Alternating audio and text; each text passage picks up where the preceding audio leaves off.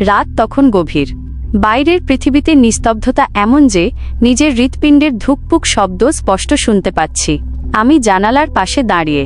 বাইরে কোনো বাতাস নেই, অথচ বাঁশঝাড়ের পাতাগুলো থরথর করে কাঁপছে।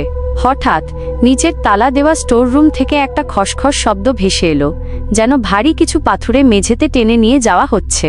বাড়ির সবাই বলে ওটা জিনের আস্তানা, কিন্তু আমি কখনো বিশ্বাস করিনি। ভয় আর কৌতূহল দুটোই শিরায় বইতে শুরু করলো। টর্চ জেলে সাহস করে সিঁড়ি বেয়ে নামলাম। ভাঙা দরজায় পুরনো মরচে ধরা তালা ঝুলছে। শব্দটা এখন একদম দরজার ওপার থেকে আসছে, ফিসফিস করে যেন আমার নাম ধরে ডাকছে, সঞ্জয় সঞ্জয়। কেঁপে উঠলাম। সাহস করে দরজার ছিদ্রে চোখ রাখলাম। ভেতরের গাঢ় অন্ধকার আশা করেছিলাম, কিন্তু দেখলাম পুরো ঘরটা এক অদ্ভুত শীতল আলোতে ঝলমল করছে। সেই আলোর ঠিক মাঝখানে একটা উল্টো মানুষের ছায়া। তার দেহের কোনো অংশ নেই, কেবল পায়ের আঙুলগুলো দিয়ে সে দাঁড়িয়ে আছে। চোখের জায়গায় দুটো জ্বলন্ত কয়লার মতো আভা।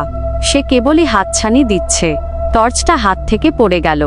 কানে এলো তার চাপা হাসির বিভৎস আওয়াজ, আর সেই ছায়াটা ধীরে ধীরে দরজার দিকে এগিয়ে আসতেই তালাটা বিকট শব্দে কেঁপে উঠল।